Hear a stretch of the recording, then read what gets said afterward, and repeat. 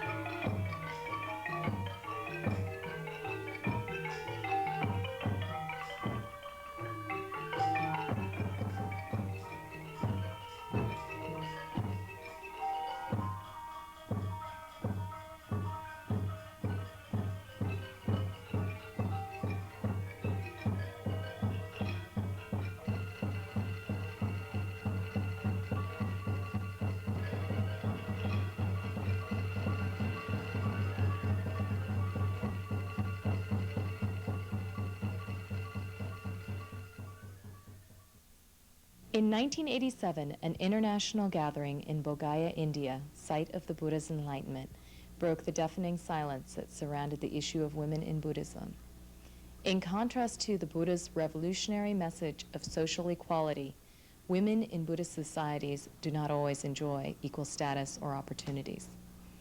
Despite his affirmation of women's equal spiritual potential, today's Buddhist women seldom enjoy a voice in traditional Buddhist institutions. In 1987, an international gathering in Bodh Gaya, India, began to address these concerns, and a Buddhist Women's Alliance was born. The organization was christened Sakyadhita, Daughters of the Buddha. Today, Sakyadhita has over 1,800 members and strives to promote the welfare of the world's ever-increasing population of over 290 million Buddhist women.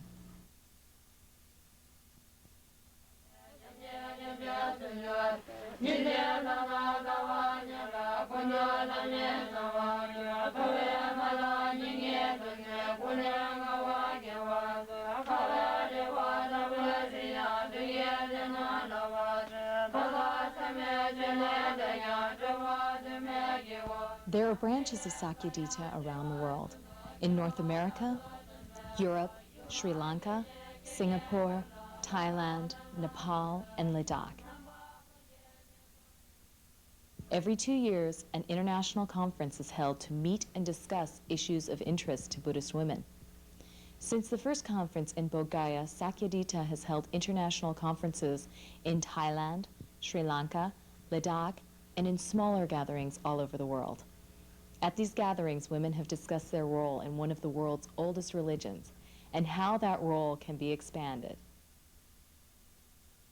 This year, 125 laywomen and nuns from 24 countries, joined by Buddhist monks and laymen from various countries, gathered for the 5th International Conference on Buddhist Women at Wat Onolom, Cambodia's most sacred temple.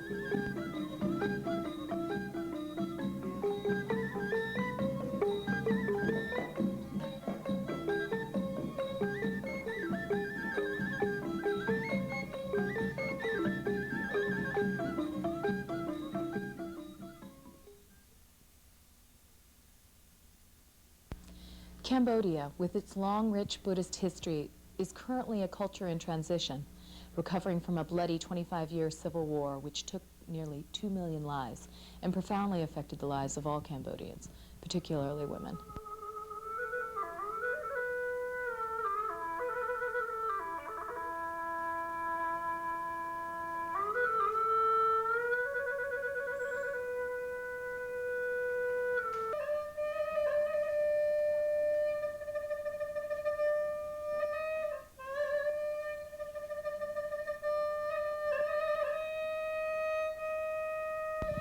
Because the casualties included most of Cambodia's intellectuals, Buddhist leaders, and temples, this recovery has been a slow, difficult process.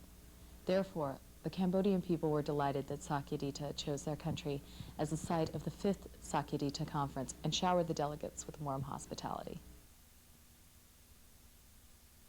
Her Majesty Norodom Myrnet Sihanouk, the Queen of the Kingdom of Cambodia, hosted the opening ceremony at the Royal Palace in Phnom Penh, personally welcoming Cambodia's leading monks, the international diplomatic community, and Buddhist women leaders from all around the world.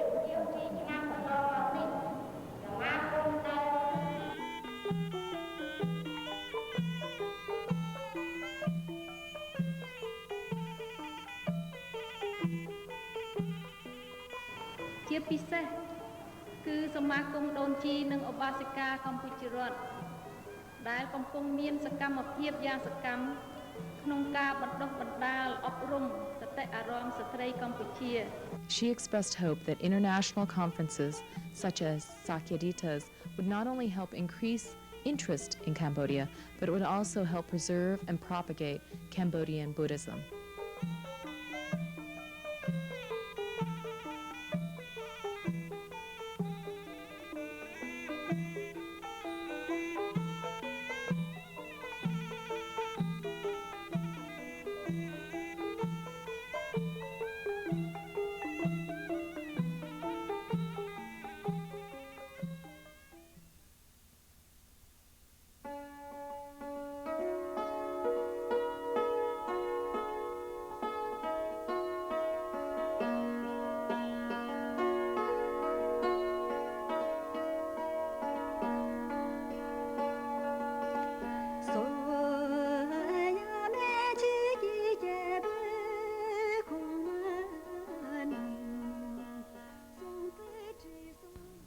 The topic of Sakyadhita's conference in Phnom Penh was Women in Buddhism, Unity and Diversity.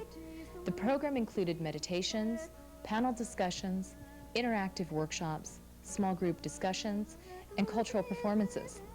The presentations reflected the wide variety of cultures, philosophies, practice traditions, and lifestyles among women involved in Buddhism.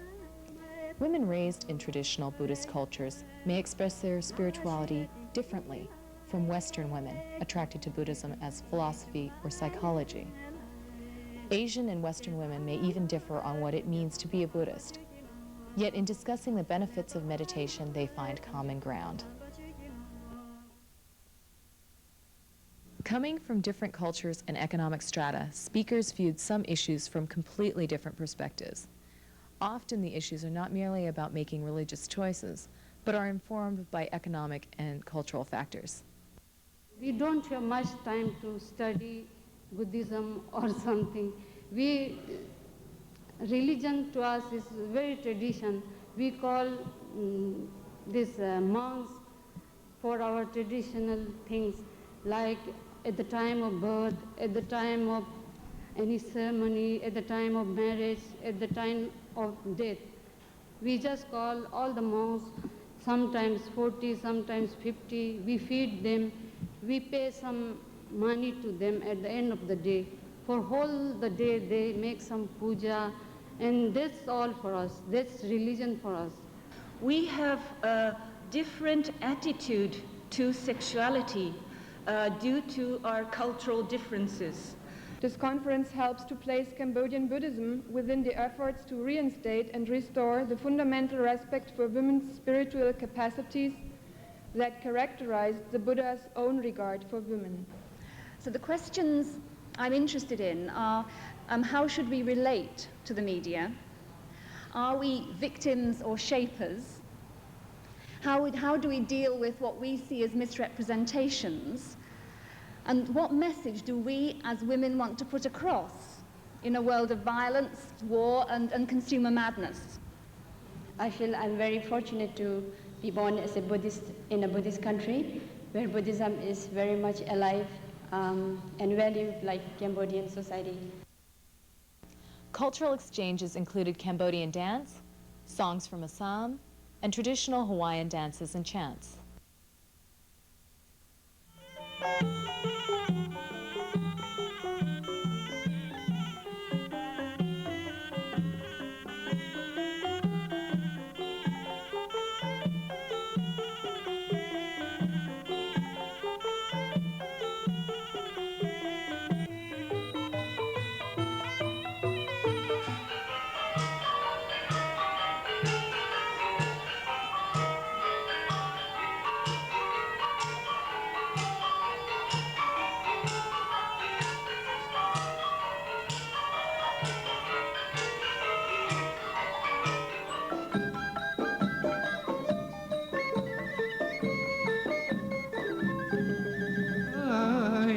Madhumaluti dakhe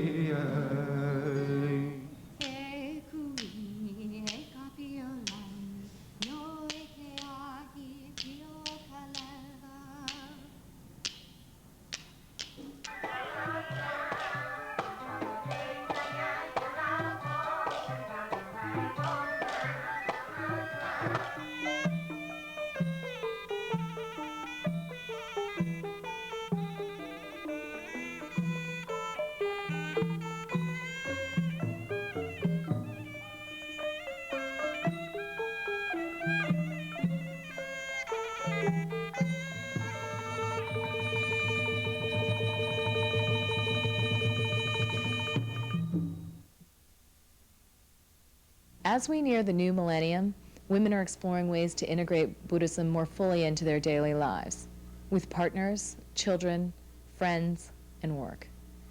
Practicing together, they are discovering how Buddhism can help correct social injustices, particularly against women and children. Tolerance is never tolerance of abuse. It's never tolerance of oppression. It's never tolerance of deception. Activism for many women can be a very helpful way to help them feel more empowered and to do some things to not only break their own silence, but to change the society. ដូចជាស្ត្រីដទៃទៀតទូទាំងប្រទេសកម្ពុជាយើងនេះដែលរងគ្រោះតែឆ្នាំ96នេះខ្ញុំជួយធ្វើការក្នុងធម្មយាត្រា Traditionally, the moral message was taught by our mothers who told us stories and shaped us with the kind of pictures that we saw. My name is Darren Anton. This is my picture. Flower, sun, and inside sun.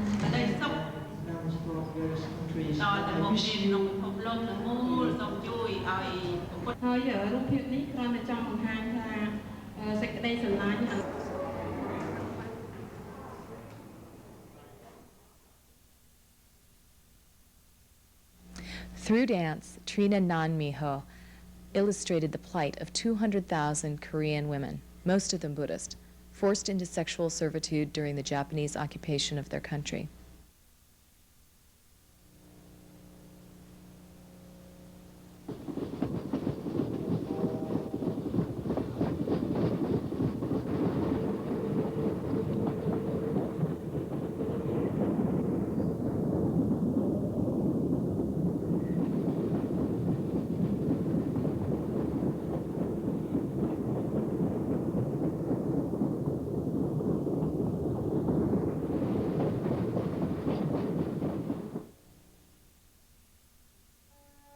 Her new piece, Free Tibet, voices the hope of ending Chinese oppression in Tibet.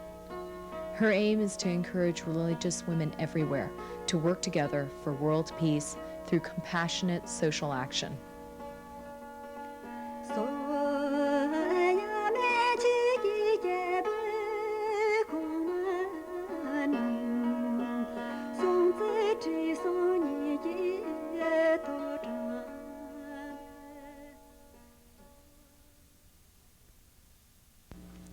An ongoing issue that dates from the time of Buddha himself is women's position within Buddhism.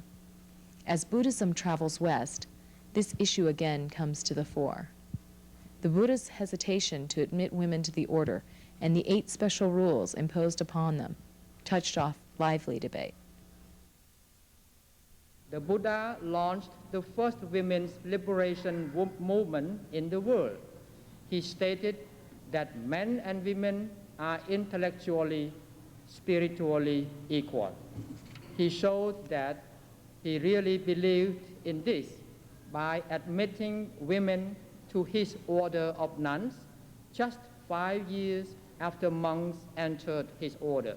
In the nature of the mind, there is no male and female, first of all.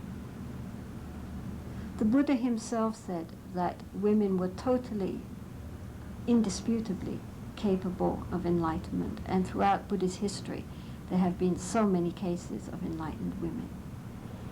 In addition, this lifetime female, next lifetime male, next lifetime female, who knows? All males have been females, all females have been male.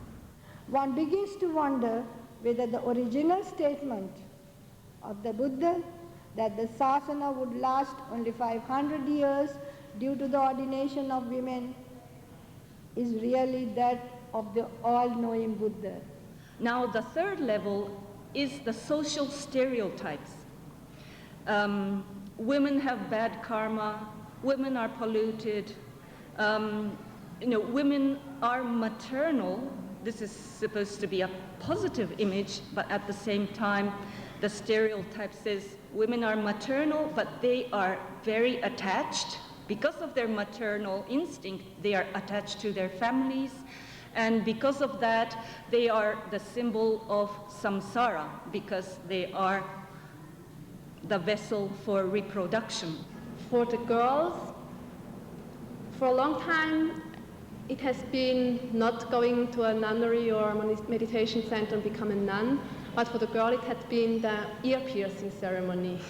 There is also, it's more and more fashionable for young women to ordain as a nun for some period of time and then go back to lay life. So nowadays when you walk through the streets of Rangoon, you will come across young ladies with almost a bald head.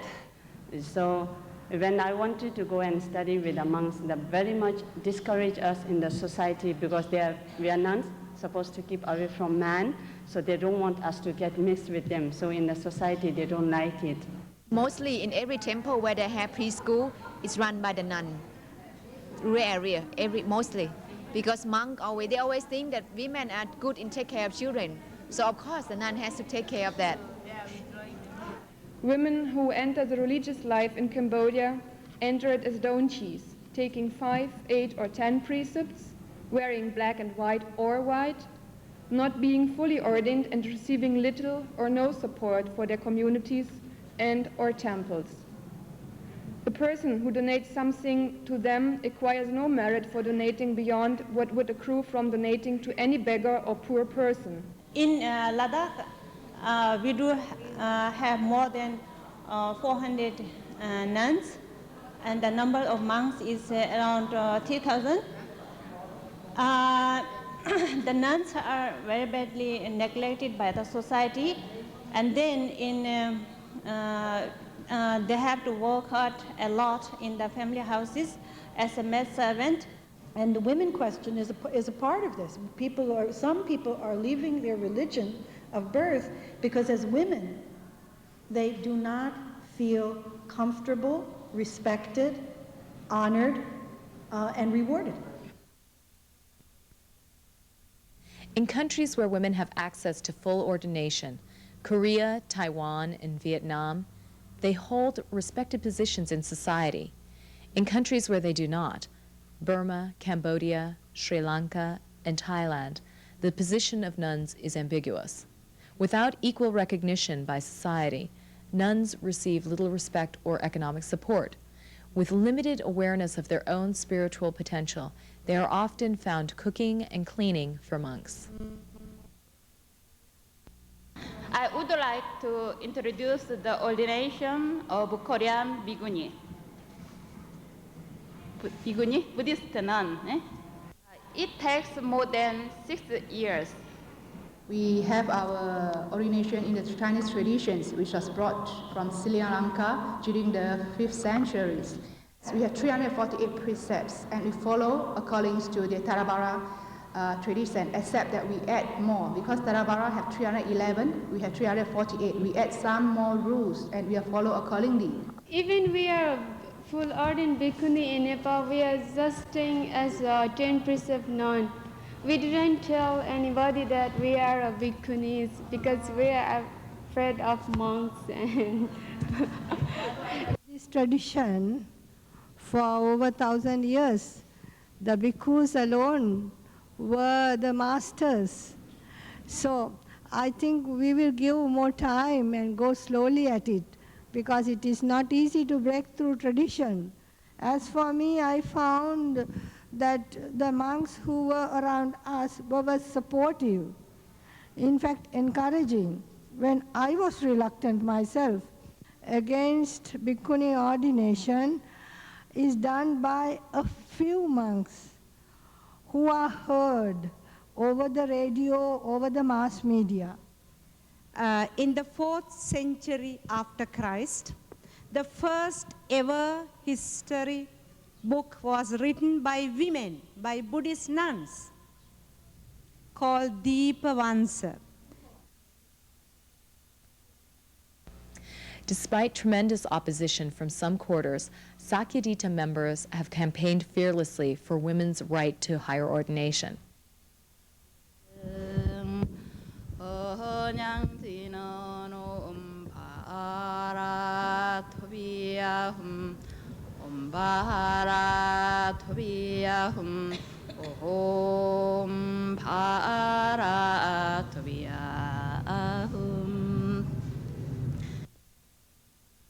Due to the dedicated efforts of women inspired by the first Sakyadhita conference in 1987, the higher ordination for women is now becoming a reality.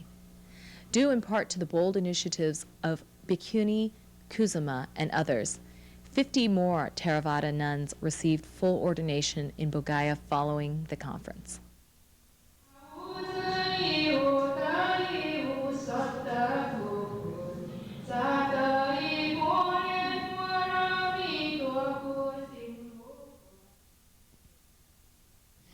After the conference, delegates visited Angkor Wat and the magnificent monuments surrounding it.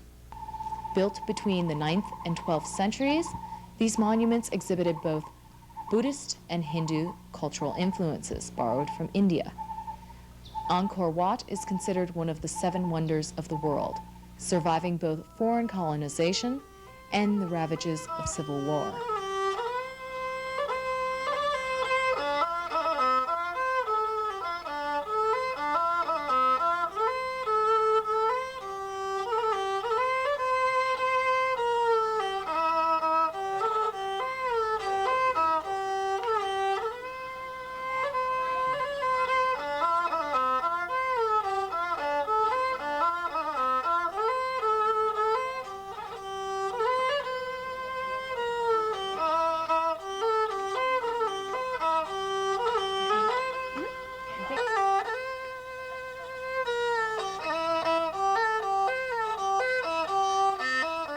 Buddhism was outlawed and almost obliterated by the Khmer Rouge in the 1970s.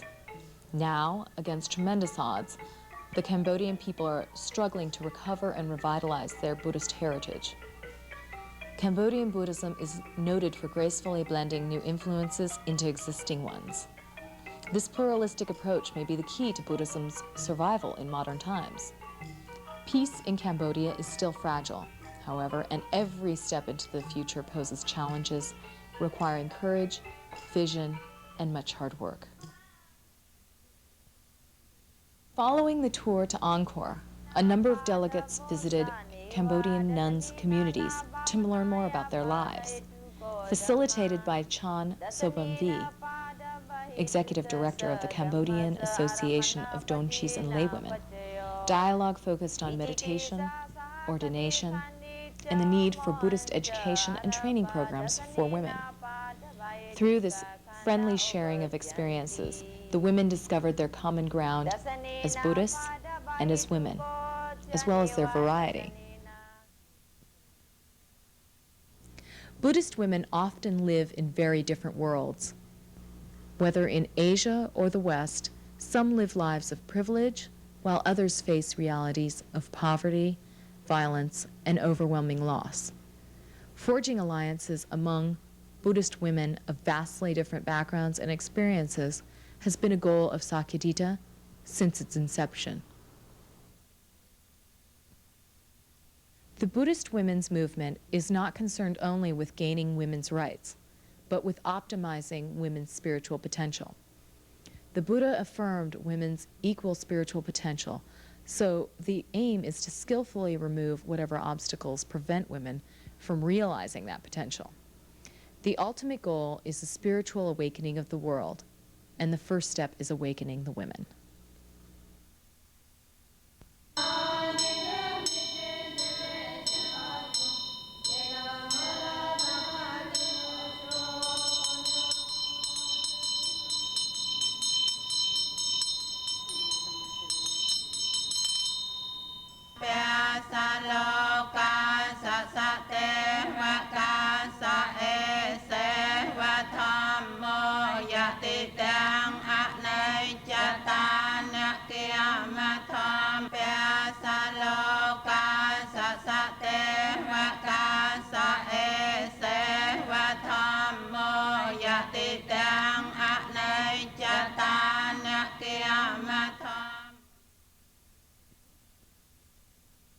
In the end, it was clear that Buddhist women, determined and united, can make great changes, because social status, religious growth, economic strength, and political power are all tied into access.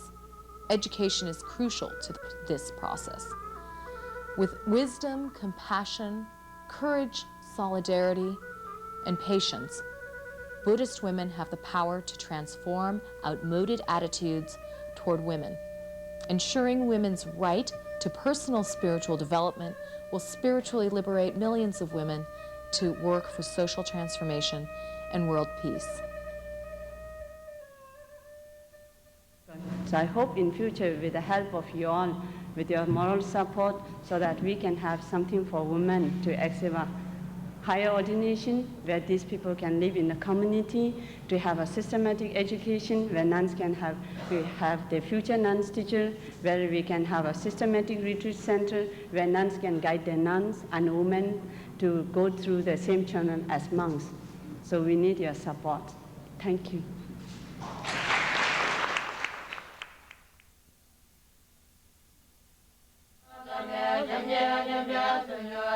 Give